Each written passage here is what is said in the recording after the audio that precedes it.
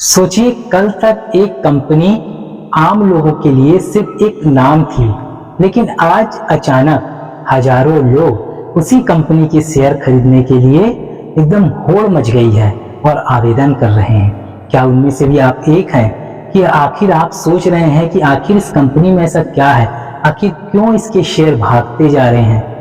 ऐसा आप भी करते हैं। कुछ लोग कहते हैं कि आईपीओ आया है, मौका मत छोड़ना। तो कुछ कहते हैं आईपीओ में पैसा डबल हो जाता है। और आप भी ये सुनकर आईपीओ क्या है, आईपीओ होता क्या है, ये सोचने पे मजबूर हो जाते हैं। लेकिन दोस्तों, सच्चाई क्या है ये आप लोगों को अच्छी तरीके से समझ लेना चाहिए। क्या हर आईपीओ फायदा देता है? जो आईपीओ का आप सुनते हैं ना, क्या हर आईपीओ फायदा देता है? कंपनी जो है ना, सीधे लोगों से पैसा क्यों मांगती है जब बैंक से लोन मिल सकता है? तो आईपीओ लाने की जरूरत क्या है? यही सबसे बड़ा सवाल है। अगर लाखों लोग एक ही आईपीओ खरीदना चाहें तो शेयर कैसे मिलते हैं और किसे मिलते हैं और किसे नहीं मिलते हैं, यही मैं आज आपको इस वीडियो में बताने वाला हूं। अगर आप स्टॉक मार्केट को सच में समझना चाहते हैं तो हमारा जो आज का वीडियो है ना, ये आपकी सोच को बदल सकता है। बशर्ते आप सभी इस वीडियो को पूरा अंत तक देखिएगा, बीच में बिल्कुल भी स्किप मत कीजिएगा, क्योंकि आज हम आपको आईपीओ की ऐसी आसान भाषा में समझाने जा रहे हैं जिसे आप अभी तक नहीं समझे होंगे।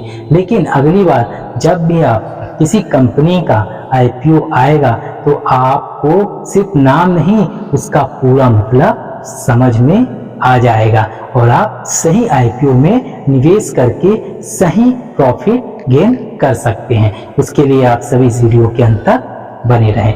तो दोस्तों, जैसा कि आप सभी जानते हैं, मैं हूं राम गुप्ता और हम आप लोगों को zero to investor stock market की पूरी जानकारी स्टेप बाय स्टेप बता रहे हैं। अब तक हमने आपको share, demat account, trading account, broker और स्टॉक एक्सचेंज को अच्छी तरीके से समझा दिया है। आशा करते हैं आपको ये सभी अच्छी तरीके से समझ में आ गया होगा। तो कोई भी सवाल रहता है आप कमेंट कर सकते हैं। अब समय है उस दरवाजे को समझने का जहां से कोई कंपनी पहली बार आम लोगों को अपना शेयर देती है, और उस दरवाजे का नाम क्या कहलाता है पता है?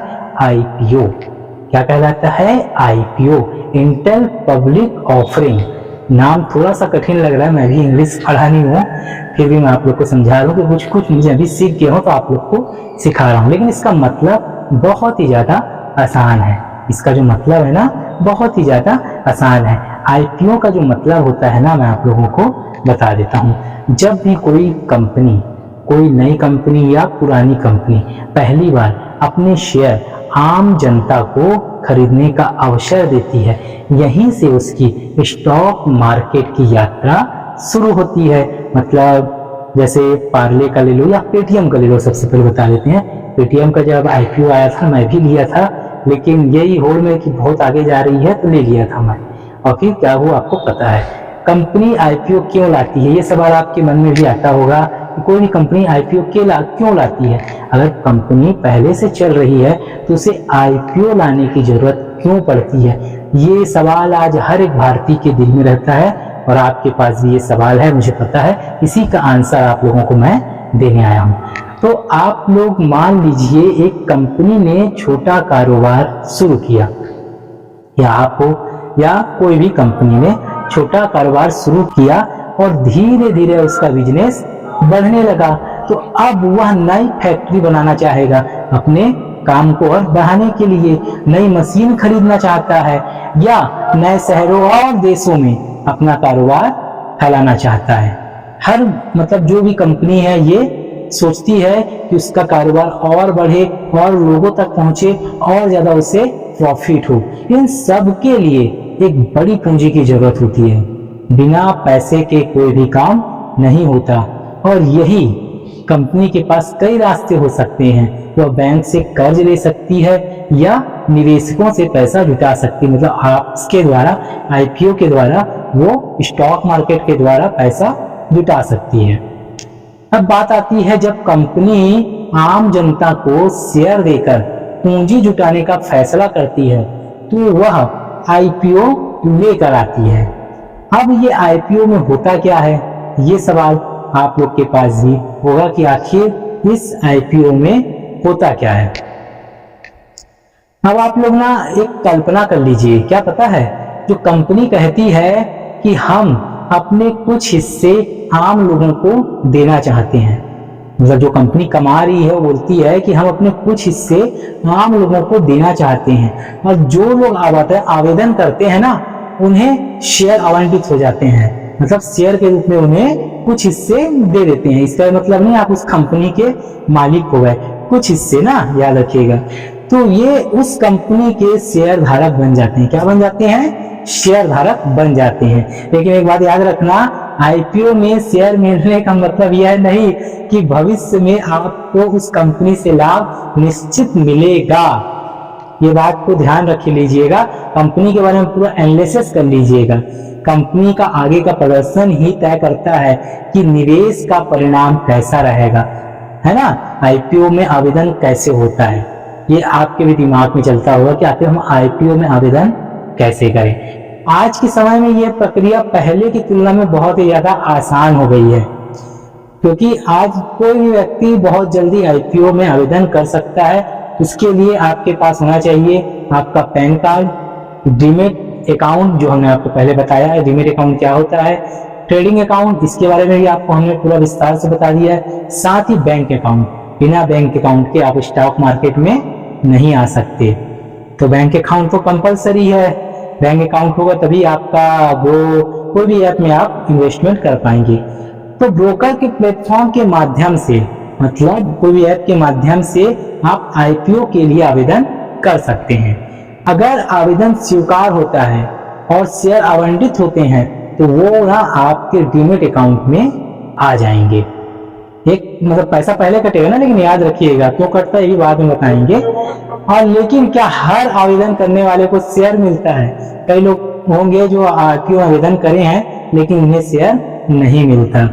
कारण है, यही बात बहुत लोग को पहले से पता नहीं होती कि अगर किसी आईपीओ में उपलब्ध शेयरों से कहीं ज्यादा आवेदन आ जाए तो हर कोई को शेयर आवंटित नहीं होते, कुछ लोगों का रिजेक्ट हो जाता है। क्योंकि भाई अगर 50 की सीट है तो 100 कहां से देगा? सिंपल सी बात है ना, कोई भी क्षेत्र की बात है, तो सभी को शेयर मिलना संभव नहीं होता। ऐसी स्थिति में आवंटन संबंधित नियमों के अनुसार अलॉटमेंट किया जाता है, लॉटरी सिस्टम से फिर अलॉटमेंट किया जाता है। इसलिए आवेदन करने का मतलब यह नहीं है कि शेयर मिलना तय है। कई लोग सोचते हैं हमने आईपीओ में आवेदन किया लेकिन हमको शेयर नहीं मिला, ये कई लोग को दुख भी होता है जो बार बार करते हैं। और लेकिन एक बात और है कि जो आप आईपीओ में आवेदन कर रहे हैं, क्या वो फायदे का सौदा होता है? यही सबसे बड़ा भ्रम आज के डेट में सभी निवेशकों के लिए रहता है।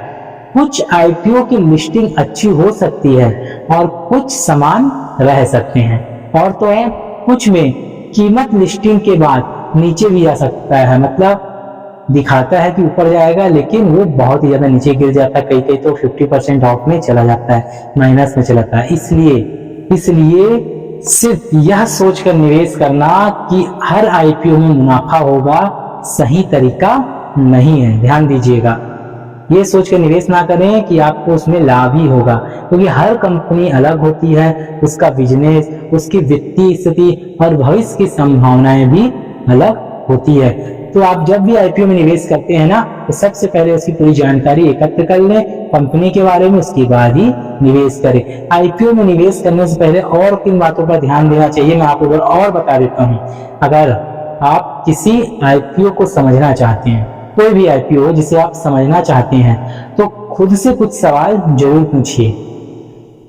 आप जैसे आप कोई व्यापार आरंभ कर रहे हैं ना, मार्केट कैसा है, क्या वो बिकेगा, ऐसा सवाल कीजिए कि कंपनी क्या काम करती। पहली बात तो कंपनी क्या काम करती है, वो पैसा किस उद्देश्य से जुटा रही है, और उसके सामने सबसे बड़ा जोखिम क्या है। ये सवाल आपके पास होना चाहिए। ये सवाल आप आईपीओ में आवेदन करने से पहले कंपनी के वित्तीय स्थिति पर देखना। और उसका बिजनेस भविष्य में बढ़ सकता है या घट सकता है। जितना ज्यादा आप कंपनी को समझेंगे उतना बेहतर निर्णय आप ले पाएंगे, उसी हिसाब से आपको प्रॉफिट हो सकता है सही जानकारी के बाद ही।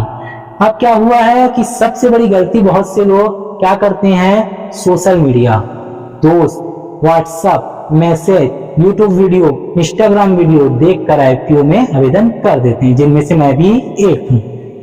पेटीएम के समय मेरे साथ ऐसे ही हुआ। तो उस टाइम मार्केट खूब चल रहा था, मैंने आवेदन कर दिया और जब वो लिस्टिंग हुआ 45% माइनस में, आज भी माइनस में है। लेकिन समझदारी यह है कि पहले जानकारी लें फिर फैसला करें, पहले जानकारी फिर फैसला करें।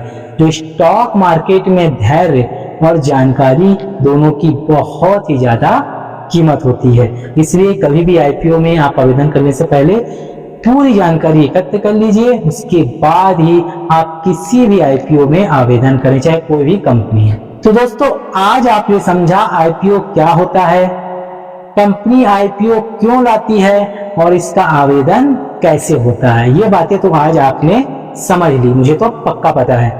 और हाँ तो कमेंट करके बताइए। और क्यों हर आईपीओ में लाभ की उम्मीद करना सही नहीं है, ये आपके माइंड में भी चलता है।